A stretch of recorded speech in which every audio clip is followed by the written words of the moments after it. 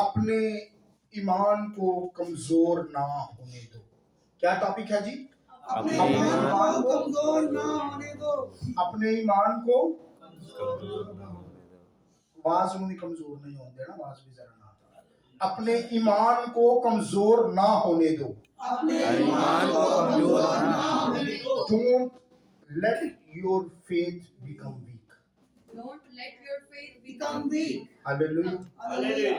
आए हम अपनी आंखों को बंद करेंगे, अपनी आंखों को बंद करेंगे। जहाँ कहीं भी आप मेरी आवाज को सुन रहे हैं, अपनी आंखों को बंद करें। कोई आंख खुली ना हो, क्योंकि जो आंख खुलती है वो खुदा का मुकाबला करती है। हमें अपनी आंखों को बंद करना है, अपना पूरा ध्यान यीशु की तरफ लगाना है, क्योंकि मेरे अजीजों उसकी तरफ से आता हुआ एक लफ्ज भी, एक शब्द भी, एक सेंटेंस भी जो है वो आपकी कमी को, आपकी घटी को, आपकी परेशानी को, आपकी मुसीबत को, आपकी हार से आपको बाहर निकाल सकता है। बोलिए यीशु मसीह, यीशु मसीह, मैं तेरी बात को सुनना चाहता हूँ, मैं तेरी बात को सुनना चाहता हूँ, सुनना चाहती हूँ। सुनना चाहती हूँ। खुदा का रूह खुदा का रूह मेरी जिंदगी में आए। मेरी जिंदगी में आए।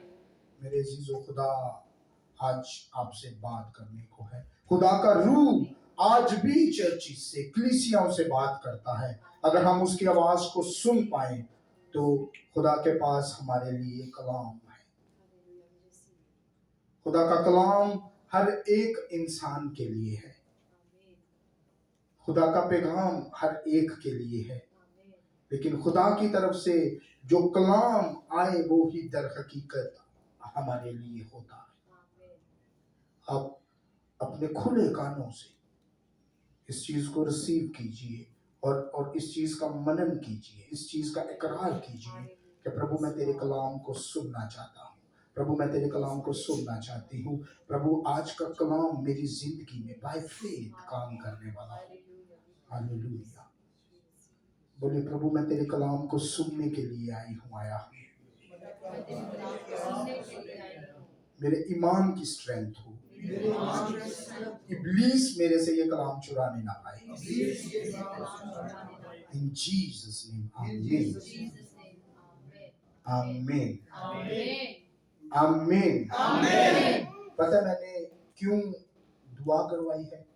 क्योंकि आज का जो टॉपिक मैं शेयर करने वाला हूं ना, ये है ईमान से रिलेटेड। ये किससे रिलेटेड है? ईमान से। बंदे का ईमान ही बंदे को पार लगा सकता है। आपका ईमान जिंदा खुदा पे है, दैट्स गुड, और जिंदा खुदा पे ही होना चाहिए। अगर ईमान हट जाता है तो मैंने पहले ही बात की है कि ईमान की बदौलत ही हम बचाए जाएंगे और ईमान की बदौलत ही हम आगे जाएंगे। आमीन, आमीन। क्योंकि मैं क्यों आपसे कहता हूँ आप अपने मुंह से बोलिए। मैं आगे जाके आपको समझाऊंगा कि अगर आप अपने मुंह को नहीं खोलते तो फायदा नहीं है प्रेयर में आने का, फायदा नहीं है जमातों में बैठने का। खुदा का कलाम कहता है, मैं नहीं कहता। आज ये भेद खोलेंगे कि क्यों खुदा के हादम पुलपटों से, स्टेजों से कहते रहते हैं, कॉल करते हैं अपने मुंह को खोलिए, अपने मुंह को खोलिए। द रीजन कि जो बाइबल के अंदर लिखा है, तो अपने मुंह को खूब खोल, तो अपने मुंह को खूब खोल, तो मैं उसे मुंह खोलेंगे तो मुंह भरा जाएगा ना। आमीन। आप रेडी है मुंह खोलने के लिए? निकालिए यिर्मयाह उसका 20 बाब और उसकी 9 आयत निकाल ले, फिर उसके बाद में आगे। Thank you Lord. सारे निकालिए, आप सब लोगों के पास बाइबल मुकद्दस मौजूद है। खुदा की शुक्रगुजारी है इस चीज के लिए।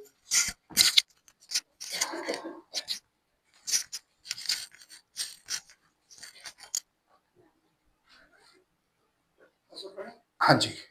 और अगर मैं कहूं कि मैं उसका जिक्र ना करूंगा, ना फिर कभी उसके नाम से कलाम करूंगा, तो उसका कलाम मेरे दिल में जलती आग की मानद है, जो मेरी हड्डियों में पोशीदा है, और मैं ज़ब्त करते करते थक गया और मुझसे रहा नहीं जाता।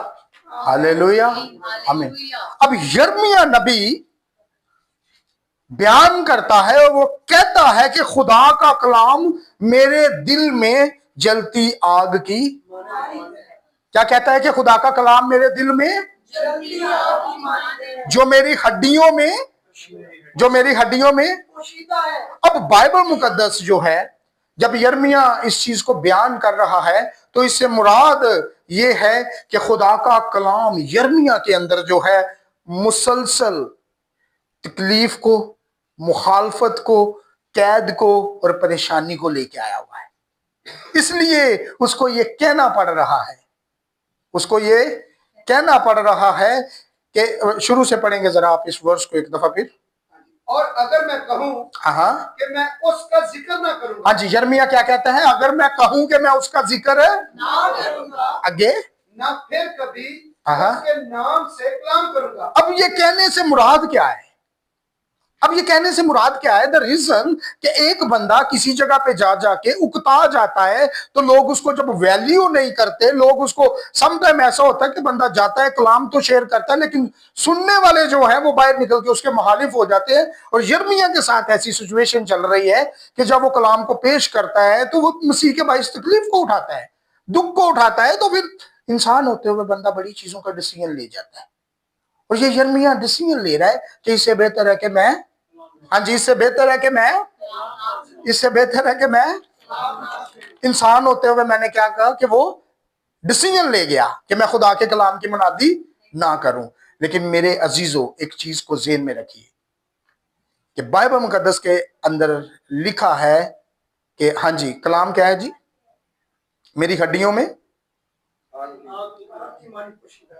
मेरे दिल में, जलती आग की मानंद है। मेरे दिल में जलती आग की मानंद है। अब जब हम जलती आग की बात करते हैं तो जब कलाम आपके अंदर आ जाता है, आप भर जाते हैं उससे, तो कलाम मुकद्दस में लिखा है कि रूह को ना बुझाओ। मतलब कि आपके अंदर पाक रूह की आग लग जाती है, पाक रूह की तड़प लग जाती है। और ऐसा हो नहीं सकता कि खुदा कलाम करे और आप कलाम को शेयर ना करें, ऐसा हो नहीं सकता। और ये आग सिर्फ जज्बाती आग नहीं है, ये चीज को ज़हन में रखिए, बल्कि रूहानी और इल्हामी आग है। आमीन। जो खुदा के कलाम से यिर्मयाह के अंदर लगी हुई है। वो कहता मैं तो चाहता हूं चीजों को छोड़ दूं, लेकिन खुदा का कलाम जो है ये मेरी हड्डियों के अंदर जो है वो ये पोशीदा है, मेरे दिल के अंदर जलती आग है। मैं ना करता हूं, लेकिन खुदा का कलाम मेरे अंदर ऐसा ओवरफ्लो है कि मैं इसको अपने अंदर जब रख रहा हूं तो मैं जल रहा हूं।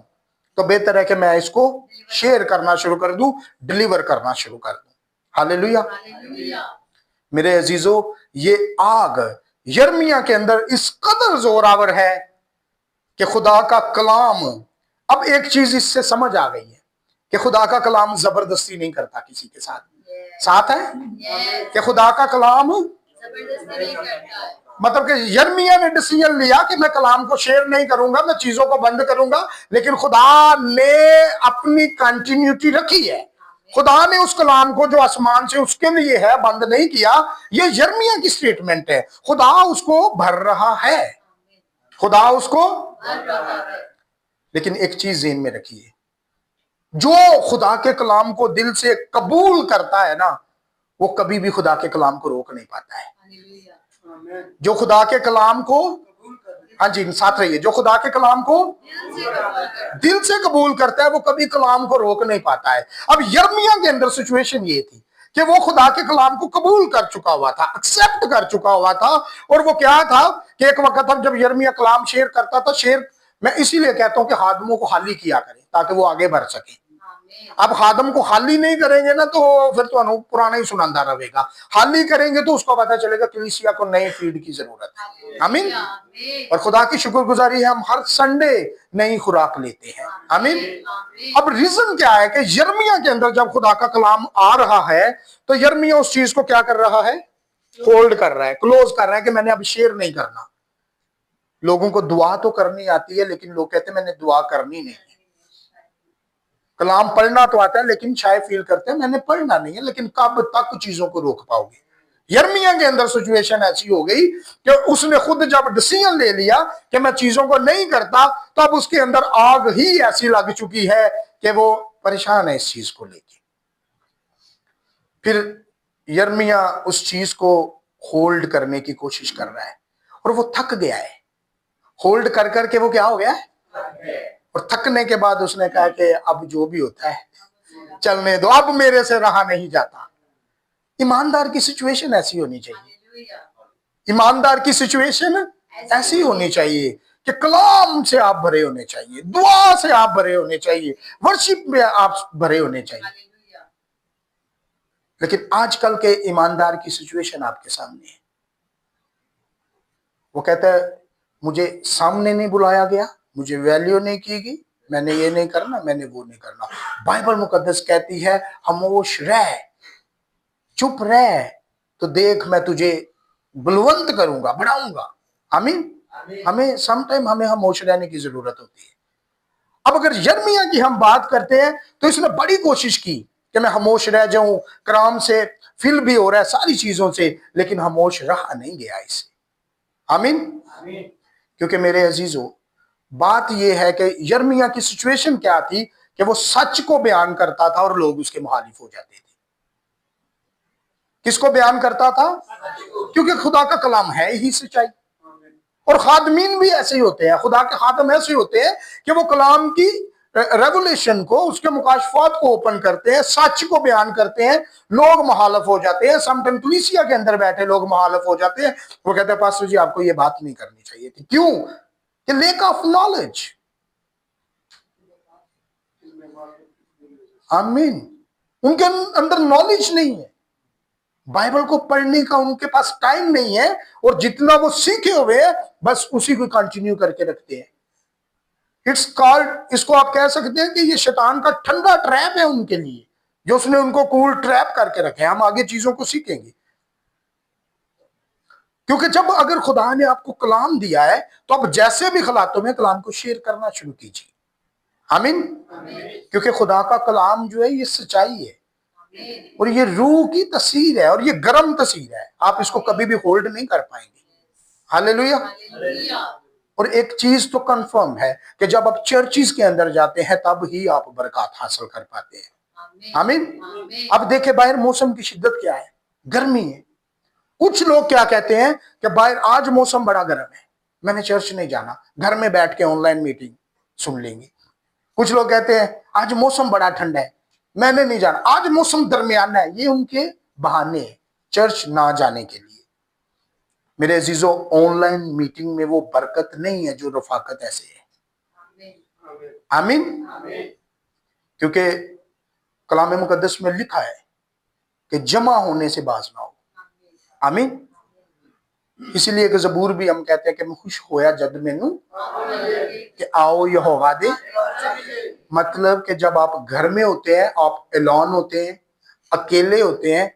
अब एक चीज मुझे बताइए, अगर हम मंडली ऐसे बैठे हुए हैं, जितने भी लोग हैं, खुदा की शुक्रगुजारी है, बैठे हैं, अगर कोई बंदा आता है, अगर कोई बंदा आता है लड़ने के लिए, तो हम सारे मिलके मुकाबला कर सकते हैं। हम सारे मिलके।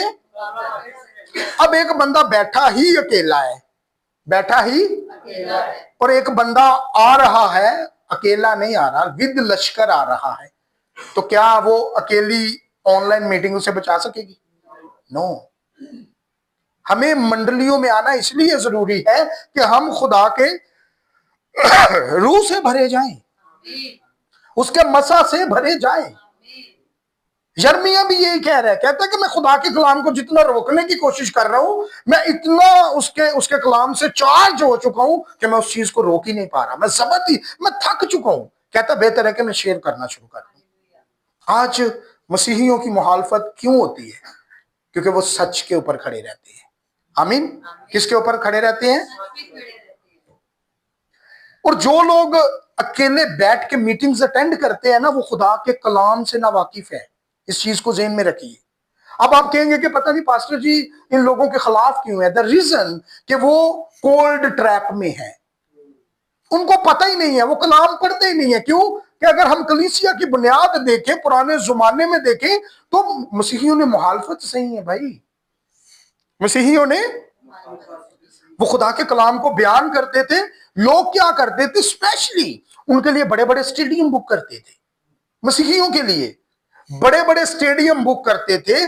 स्टेडियम बुक करने के बाद उधर वो 10-10 दिनों के भूखे शेरों को डालते थे, खुदा के लोगों को ट्रैप करते थे, पकड़ते थे, जमा करके उन भूखे शेरों के आगे डाल देते थे। और वो लोग जो घर बैठ के सारी चीजों को अंडरस्टैंड करने की कोशिश करते हैं, उन्होंने इस चीज को, इन वाकयात को नहीं पढ़ा हुआ। कलीसिया ऐसे नहीं खड़ी हो गई, चर्च ऐसे नहीं खड़ा हो गया, मसीहियों ने मुखालफतें से ही है।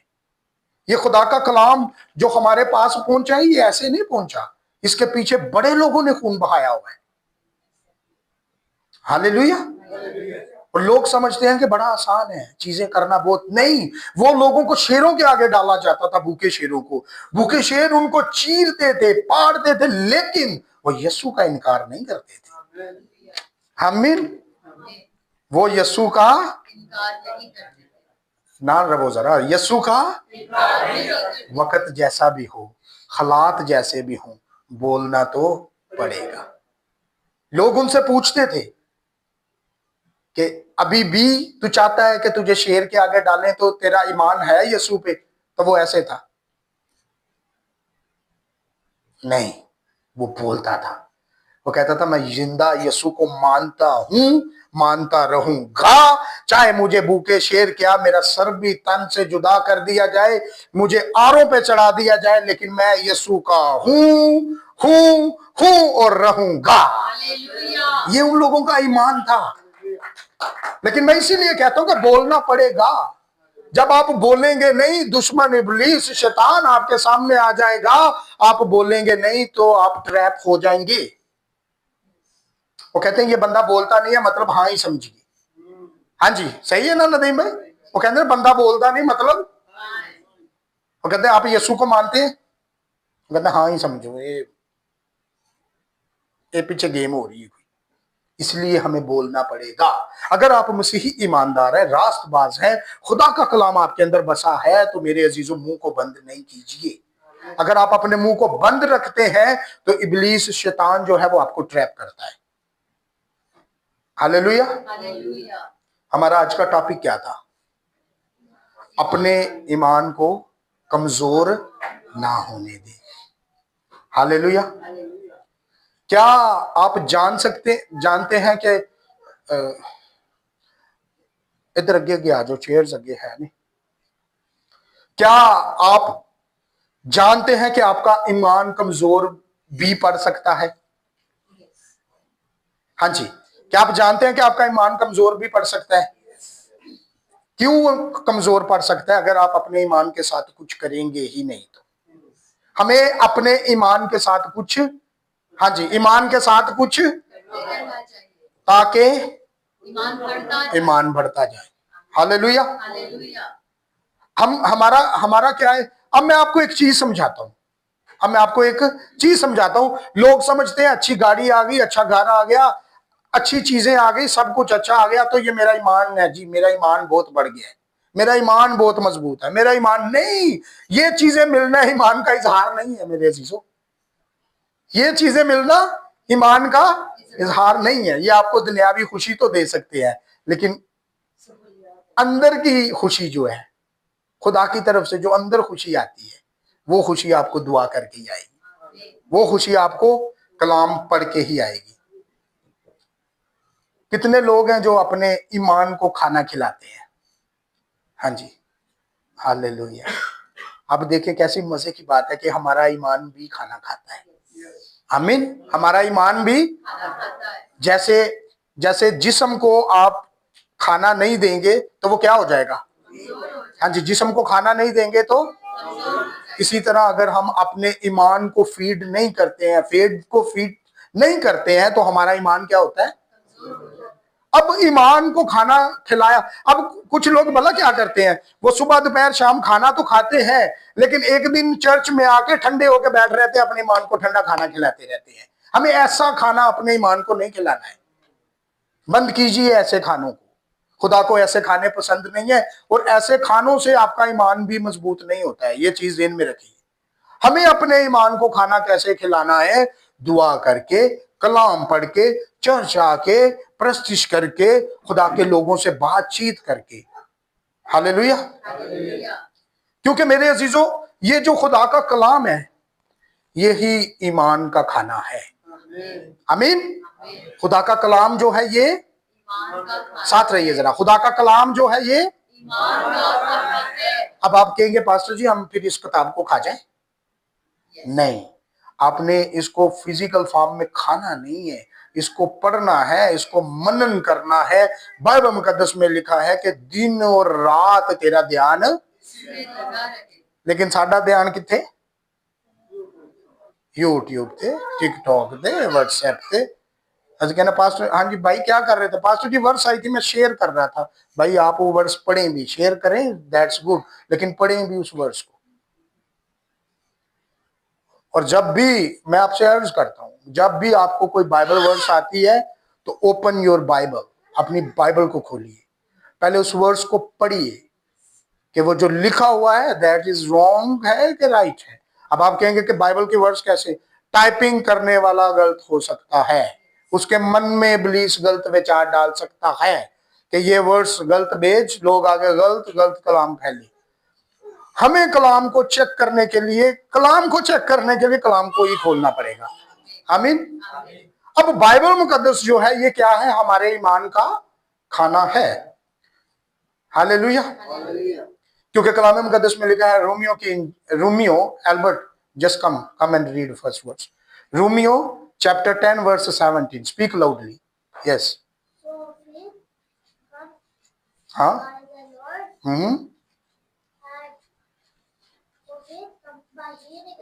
हाँ, faith come by hearing. हाँ जी, रोमियो chapter 10 verse 17 जी बात में। बस ईमान सुनने से पैदा होता है। हाँ, और सुनना मसीह के कलाम से। आमीन। बोलिए मेरे साथ, पस ईमान, आवाज काटे। इब्लीस नु जरा ना थोड़ा मारिए सारे लताड़े, जरा उन्हें समझ आवे कि किते को खुदा दे लोग इकट्ठे हुए ने। पस ईमान सुनने से पैदा होता है, और सुनना मसीह के कलाम से। हालेलुया।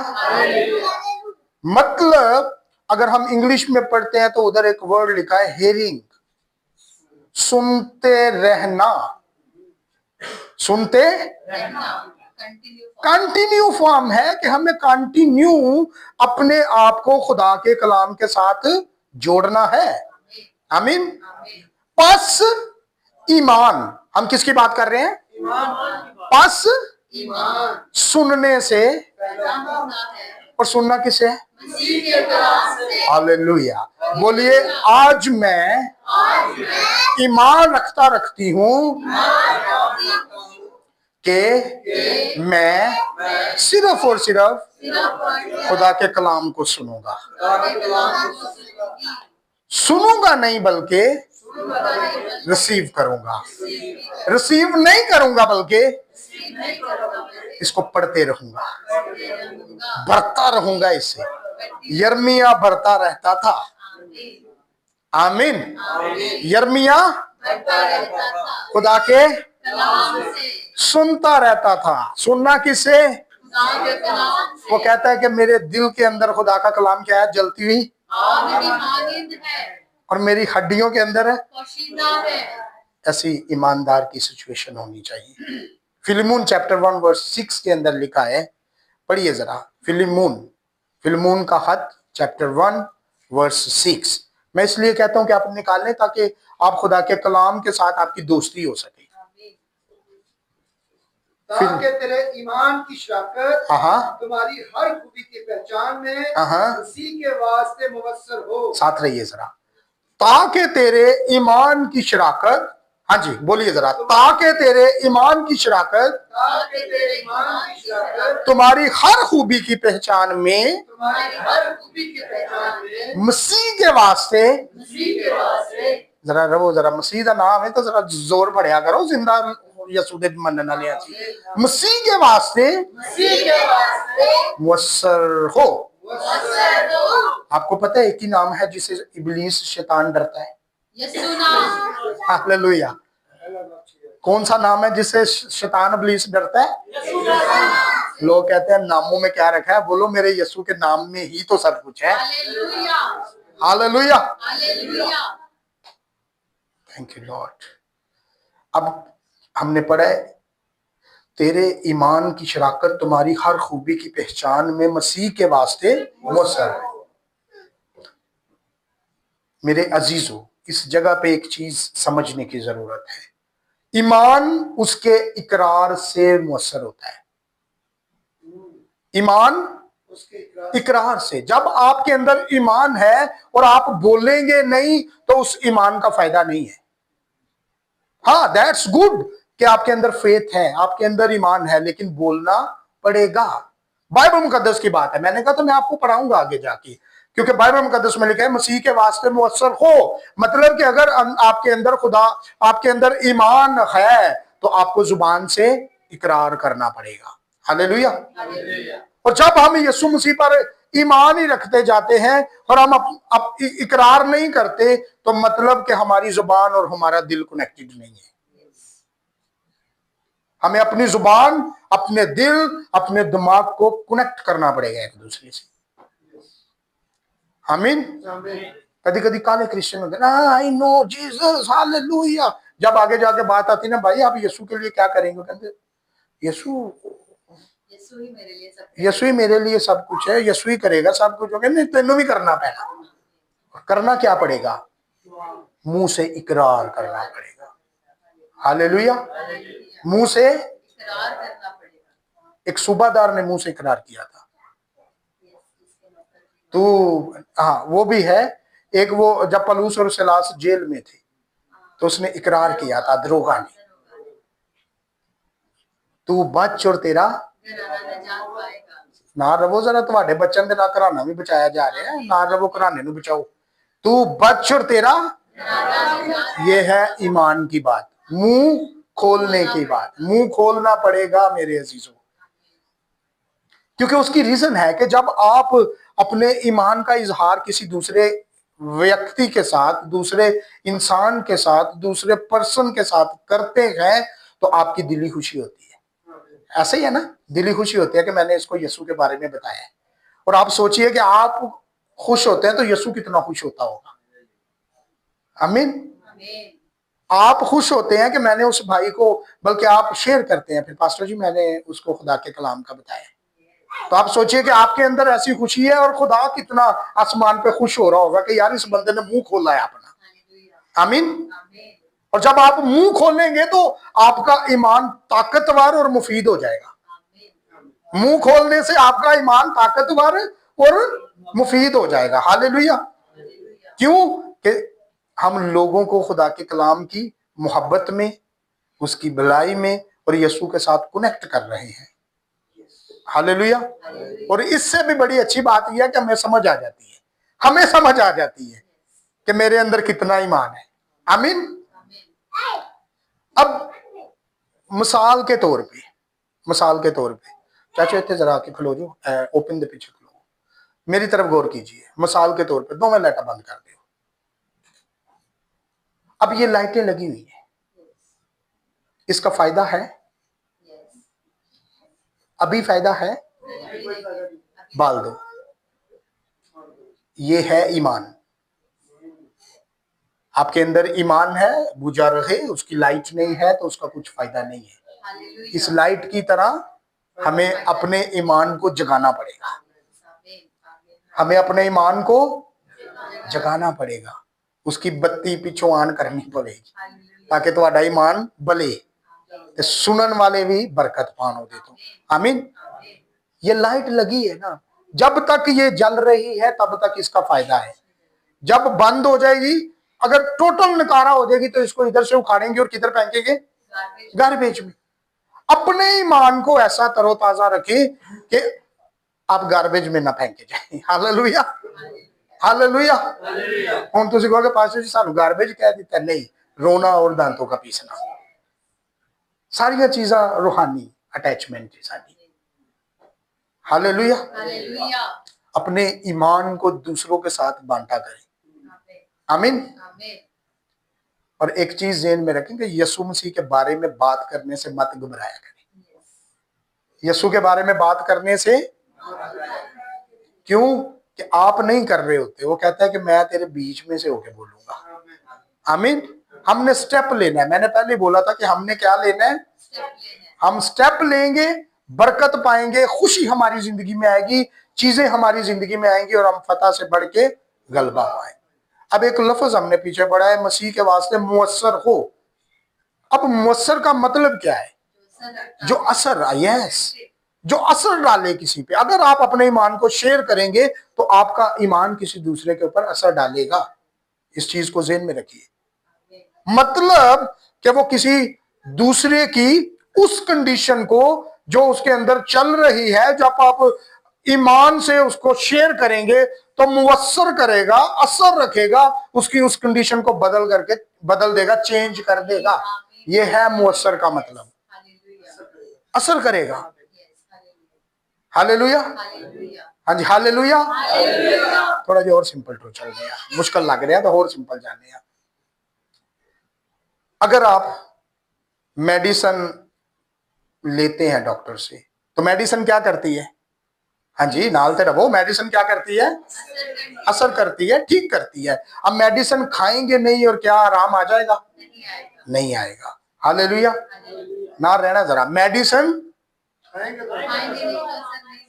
मेडिसिन खाएंगे तो असर होगा। फिर जरा सारे इस तो बाद अगे ना आए थे तो क्लोज करना सारे मेडिसिन खाएंगे तो नहीं, मजा नहीं आया। जिन्हें तुसी लोग हो ना, तुसी डरदे हो। जो तो मैं नहीं डरदा तो तुसी भी नहीं डरना। हाँ, मेडिसिन खाएंगे तो हले आवाज काटे, राज भाई बोलना पेगा पीछे वाले जेड़े। हाँ जी, मेडिसिन खाएंगे तो, दुआ करेंगे तो, कलाम पढ़ेंगे तो, हालेलुया, आमीन। मतलब खाना पवेगा जिंदगी दे विच। आमीन। अगर एक बच्चा है ना, छोटा बच्चा है, ये दो छोटे बच्चे हैं, ड्रेन और एल्बर्ट, अगर इन दोनों के आपस में कुछ हो जाता है ना, तो हम कहते हैं ओके भाई आप उसको मुआफ करो, आप उसको मुआफ करो। तो समझ आती है कि बच्चे कहते हैं ओके मैं एक्सेप्ट करता हूँ, सॉरी करता हूँ, मैं माफी देता हूँ, नो प्रॉब्लम, समझ आती है।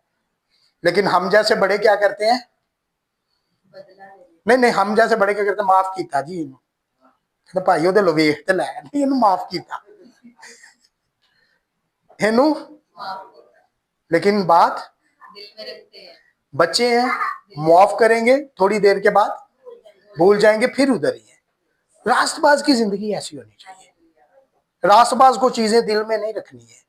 रास्तबाज को अपनी जिंदगी में क्या करना है? क्लियर रहना है हर पास से, हर तरफ से। चीजें तब ही मुअस्सर होंगी उसकी लाइफ में। आमीन। दुआ तब ही असर करेगी जब आप अपनी जिंदगी में से चीजों को खत्म कर देंगे।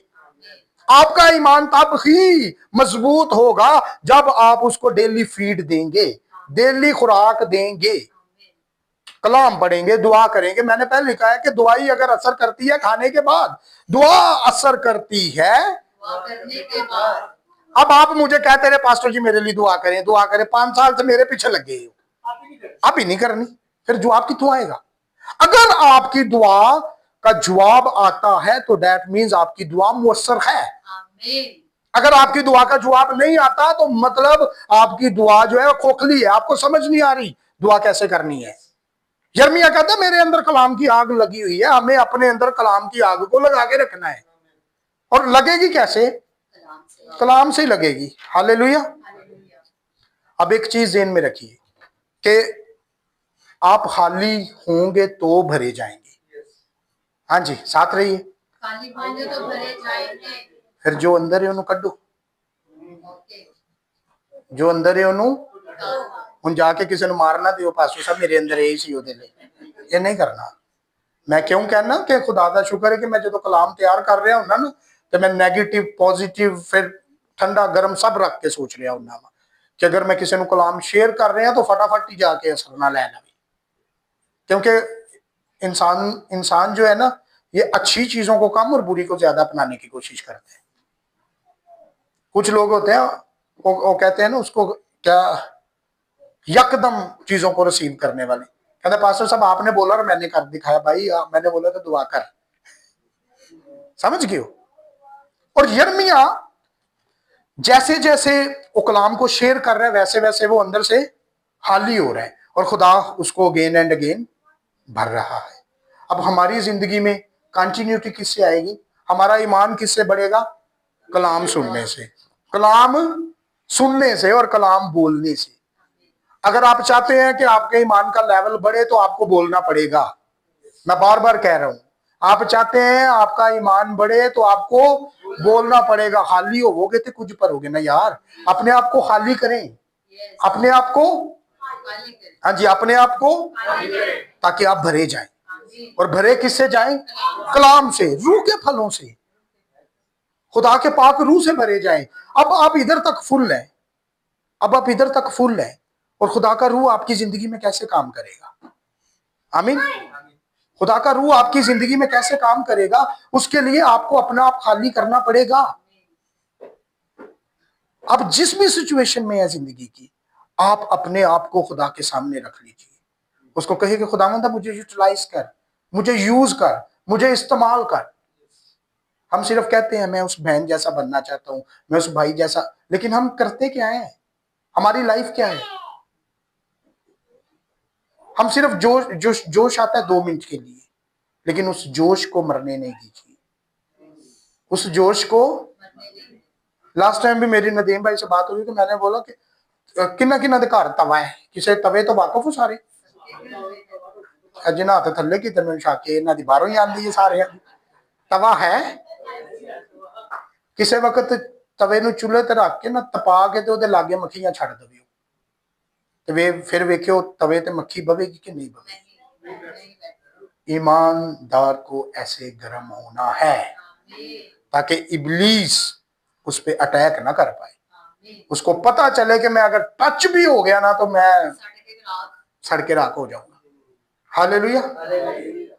लेकिन आज हमें यही समझने की जरूरत है कि बाइबल मुकद्दस में हमने पढ़ा है रोमियो 10 उसके 17, बस ईमान सुनने से पैदा और सुनना, इंग्लिश में है हेयरिंग, सुनते रहना, कंटिन्यू।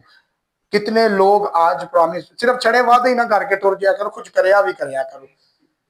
भला क्यों मैं कहना कि कुछ करया भी करया करो, ओदी रीजन की है कि इन्हां नूं किंज पता चलदा? दसो हाँ भला मैनूं किंज पता चलदा है? क्यों? अपने ग्रुप्स बने ने, ना कोई बंदा ਉਹਦੇ ਵਿੱਚ प्रेयर करदा, पास्टर ही करे ते करे, ना कोई बंदा कोई अगे पीछे किसी ਨੂੰ ਹਲਾਉਂਦਾ ਜੁਲਾਉਂਦਾ कोई पोस्ट ਨੂੰ कि किसी बंदे ਨੂੰ ਫੜ ਲਵੀਏ, पास्टर ही करे ते करे। ਤੇ सच्ची चर्च कोई मैनू सैलरी नहीं देता, ये मेरा शौक है कि मैं रूह नाल भरिया जावां, हर दिन मैं खाली होवां, हर दिन भरिया जावां। आमीन। इस तरह तुहाडी लाइफ होनी चाहिए। हुण तुसीं कहोगे तुहानूं ते पास्टर दा टाइटल लब्भा, सानूं की लभेगा? खुदा तुहानूं देवेगा सब कुछ। करके देखो। जूम मीटिंग्स नहीं आ सकते, लोगों को लियाओ, इनवाइट करो, शेयर करो, कोई एक जिंदगी बचाने का सबब बन जाओ। आमीन।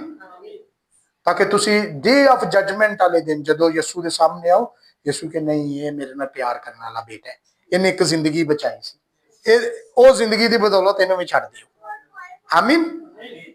रोमियो 3 बाब चैप्टर 3 वर्स 27 जरा खोलो।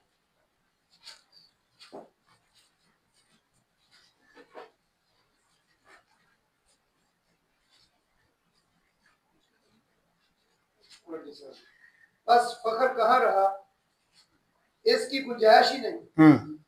कौन सी शरीयत के सबब से? क्या ईमान की शरीयत से नहीं, बल्कि ईमान की शरीयत से। हालेलुया। किसकी शरीयत से? ईमान की शरीयत से। अब इस जगह पे जब हम देखते हैं तो हमें ईमान जो है एक लॉ के तौर पे भी नजर आ रहा है। हालेलुया। अगर आप चाहते हैं कि अगर आपके अंदर डर है, चीजें खराब हैं, परेशानी है, फिक्रें हैं, सोचे हैं, तो एक दफा खुदा के कलाम से दिल लगा लीजिए। एक दफा खुदा के कलाम से दिल लगाना। और अगर आप महसूस कर रहे हैं कि आपके ईमान का लेवल कमजोर हो रहा है, अब ईमान का लेवल कैसे चेक किया जाएगा? हाँ जी, ईमान का लेवल कैसे चेक किया जाता है? आप कोई दुआ करें तो उसका रिप्लाई ना आए तो फिर अपने ईमान को चेक करें, अपने ईमान को चेक करें कि रिप्लाई नहीं आ रहा, कि कहीं तो प्रॉब्लम है। और जब आप अपने ईमान को चेक करेंगे फिर आप अपने ईमान को जब कम पाएंगे तो फिर उसको फीड करना शुरू करेंगे। आमीन। उसकी रीजन क्या है? अगर आपका ईमान कम हो रहा है ना, तो उसकी रीजन भला क्या है? आपने सुनना कम कर दिया है। हाँ जी, साथ रहिएगा जरा। अगर आपका ईमान कम हो रहा है तो मतलब आपने सुनना, हमने वर्ड्स पढ़ी कि सुनना खुदा के, आमीन, मतलब के खुदा के कलाम को आपने सुनना कम कर दिया और आपका ईमान कम होना शुरू हो गया। हालेलुया। और अगर आप इकरार नहीं करते ना, बोलते नहीं है, तो एक चीज ज़हन में रखे कि फिर भी आपका ईमान का लेवल कम होता है। आपको बोलना है, अपने आप को खाली करना है। जब हमने इस जगह में पढ़ा है रोमियो 3:27 में, तो इधर हमें नजर आ रहा है कि ईमान एक लॉ भी है, शरीयत भी इस जगह पे हमें नजर आ रही है। और ये शरीयत दुनियावी कानून नहीं है, ये इलाही भेद है, इलाही कानून है। आमीन। ये इलाही कानून की मैं बात कर रहा हूं। अब व्हाट इज फेथ? ईमान क्या है? इस जगह पे हम देखें वर्ष में तो नजर आ रहा है कि ईमान एक कानून है। हालेलुया। अब अगर लॉ की बात की जाए तो कितने, अब जब हम ऐसे नेचुरली तौर पे बात करते हैं तो एक नेचुरल लॉ है और एक सुपर नेचुरल लॉ है। आमीन। एक कौन सा लॉ है? नेचुरल। और एक, अब नेचुरल लॉ कौन सा है? हाँ जी, हाँ जी, कुदरती लॉ है। नेचुरल लॉ कौन सा है? जिसमें हम क्या करते हैं? सांस लेते हैं, खाते हैं, पीते हैं। और ये लॉ ऐसा लॉ है कि आप इसके अंदर क्या करते हैं? इसने मुझे मुआफ किया, हाँ जी साथ रहिए, इसने मुझे मुआफ किया, मैंने भी इसको माफ कर दिया। ये नेचुरल लॉ है, ये नेचुरल लॉ है। इसने मुझे खाना खिलाया, मैंने भी इसे खाना खिलाया, ये नेचुरल लॉ है। अब सुपर नेचुरल लॉ क्या है कि आपके अंदर उसके लिए मुखालफत है और यीशु कह रहा है माफ कर दे। आमीन। आपके अंदर उसके लिए, किसी के लिए मुखालफत है और यीशु क्या कह रहा है? माफ कर दे। आपने किसी से खाना खाया नहीं और यीशु कहता तो भूखों को खाना खिला। That is the super natural law. हमें इस चीजों को अंडरस्टैंड करना है कि हमें अपनी लाइफ को सुपर नेचुरल तरीके से लेके चलना है। आमीन। क्योंकि जब हम सुपर नेचुरल तरीके से चलेंगे तो हम खुदा को अपने दिल में, अपनी जिंदगी में कबूल करेंगे, तो फिर ही हम सुपर नेचुरल तरीके से चल सकते हैं।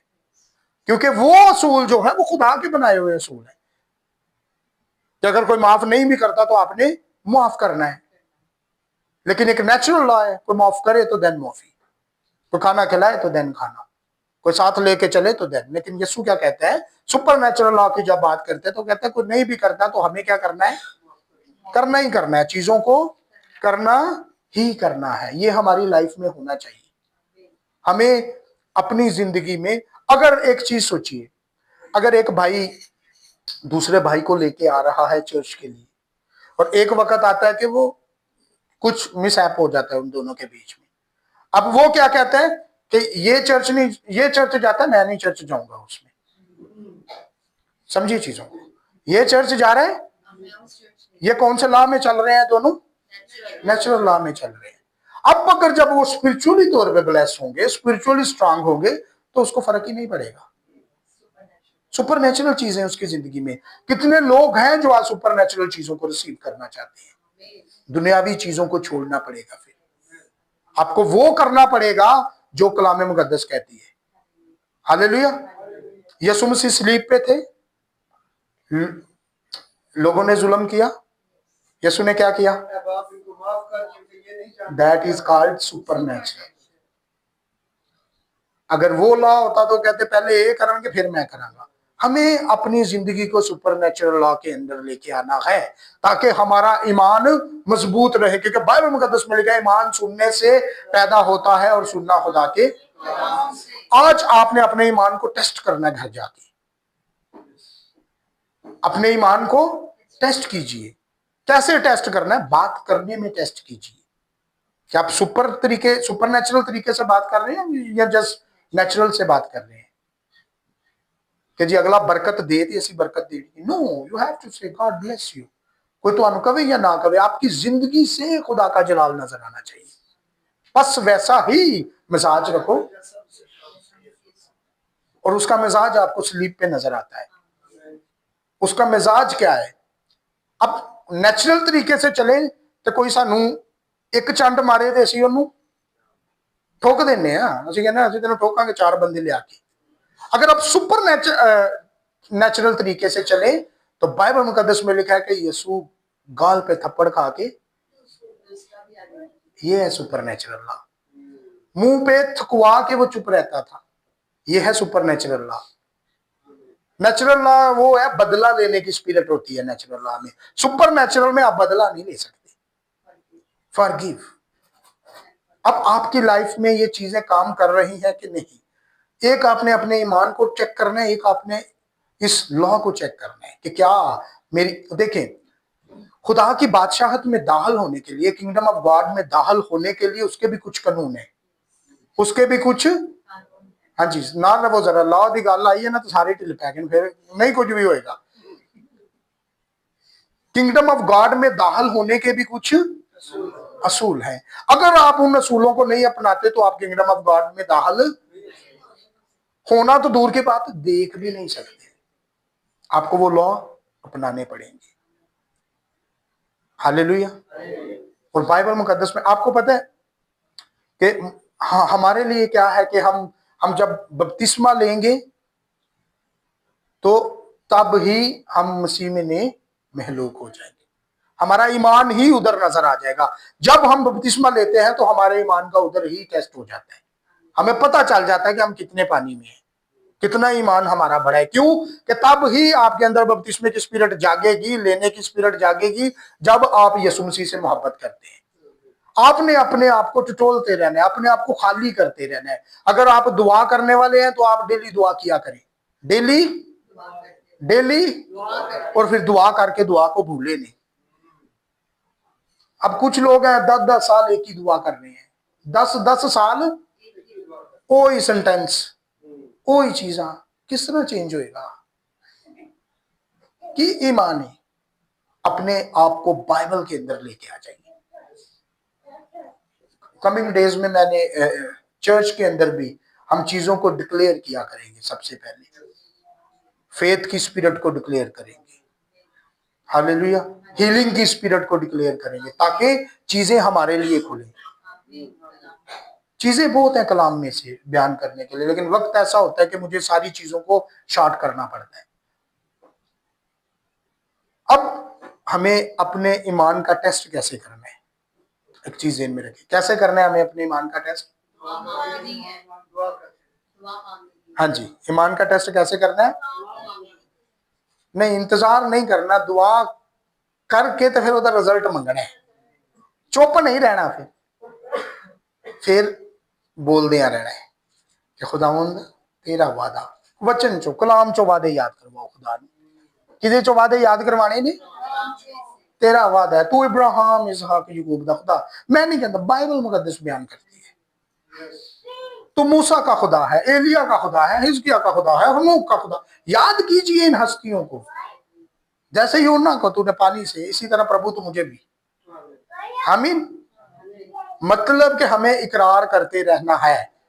इकरार नहीं करेंगे तो हमारा ईमान क्या हो जाएगा। हाँ जी राज भाई, इकरार नहीं करेंगे तो ईमान क्या हो जाएगा, ईमान नू कमजोर। अगर आप ईमान को कमजोर करेंगे तो फिर इब्लीस क्या करेगा, इब्लीस अटैक करेगा, तो फिर तुहानू की करेगा, कन्या कर देगा, अकेला कर देगा आपको। जब आप अकेले हो जाएंगे तो वो आपको मार गिराएगा, फिर आप चर्च नहीं जा पाएंगे, कलाम नहीं पढ़ पाएंगे, दुआ नहीं कर पाएंगे, चीजें डिस्टर्ब होना शुरू हो जाएंगी, फैमिली डिस्टर्ब हो जाएगी, बच्चे डिस्टर्ब हो जाएंगे। फिर आप कहेंगे कि मुझे पता नहीं क्या हुआ। रीजन, आपने रफाकत छोड़ दी, आपने मसीह की मोहब्बत छोड़ दी जो पहले आपके अंदर थी। लोग कहते हैं कि क्यों, मैं एक चीज बयान करके भी बंद करता हूँ।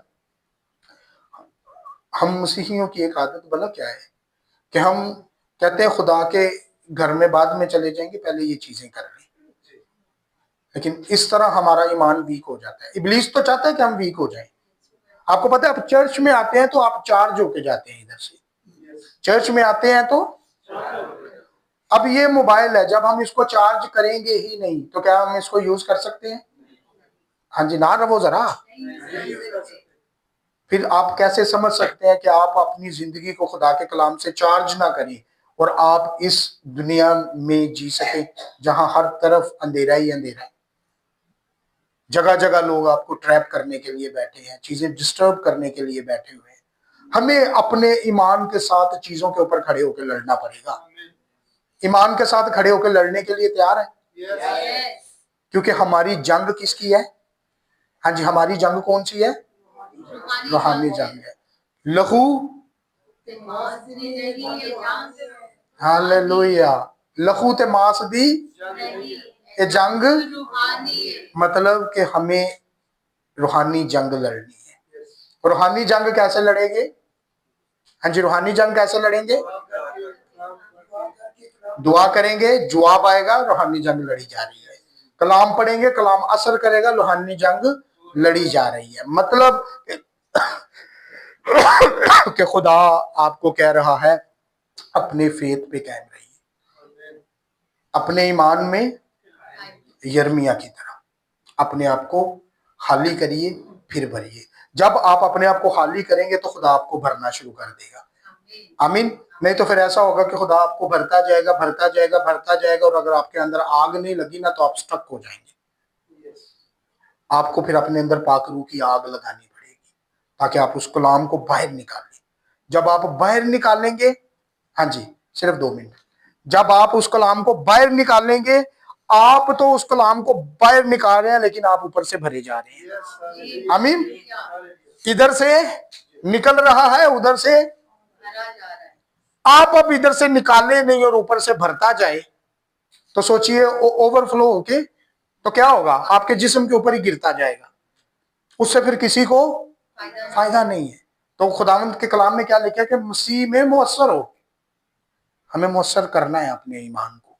अपने ईमान को डेली फीड किया करें, दुआ किया करें, कलाम किया करें, कलाम पढ़ा करें, ताकि आपका ईमान और मजबूत हो जाए, आपके ईमान की स्ट्रेंथ हो जाए।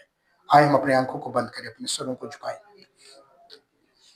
और दुआ करेंगे। Hallelujah, thank you Lord, thank you Jesus, hallelujah, thank you Lord. Robert भाई के साथ मिलकर हम दुआ करेंगे, ईमान के हवाले से दुआ करेंगे आज कि आज का कलाम जो हमने ईमान के रिलेटेड सुना है। यस, हालेलुया, हालेलुया, राबे शेखे, यस, हालेलुया, राबे शेखे लेबो शंता बाकुलो रोशे केले, yes, hallelujah, Thank you, Holy Spirit. Hallelujah. Hallelujah. बड़े बहन के लिए जो अजीब मुशीब रहता है अपनी अपना बाप सलामी का शेफाना यहूदा के कबीले का पकड़ हालेलुया अपने कलाम के वसीला से हालेलुया हमें